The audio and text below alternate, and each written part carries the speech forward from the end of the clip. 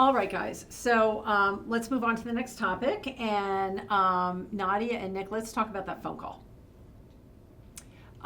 So here's what I'm going to say, guys. You left out some really critical information and you included some unnecessary details. So let's talk about that. Let's start talking about what did you leave out?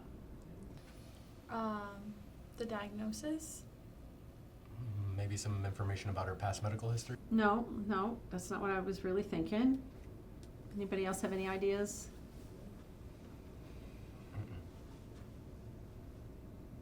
All right, guys, you didn't give the provider any context for like how fast that change happened. You know, she was fine this morning when you went in to see her. Later on in the day, she was okay. And then all of a sudden, over a period of about an hour, you know, she started to drop her sats and get short of breath. And that's really critical information. The provider needs to understand how fast the change happened. All right, so what did you include in the background part of the SBAR that was not necessary?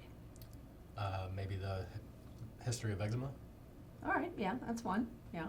What else?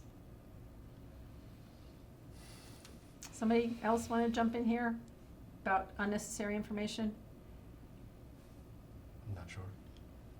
So I remember you telling the provider about a abdominal surgery, cholecystectomy or something she had like 10 years ago. You know, that's just not relevant to the problem right now, which was her shortness of breath. And so the only background information that the provider really needs is something that is related to her shortness of breath, but I didn't really hear you guys mention that.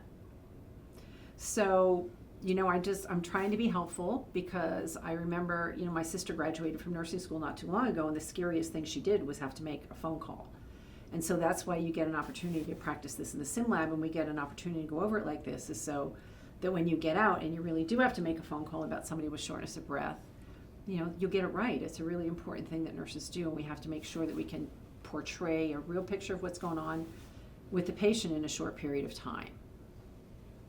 Okay? Okay. You have any questions? No. All right, guys. Well, we'll see you next week.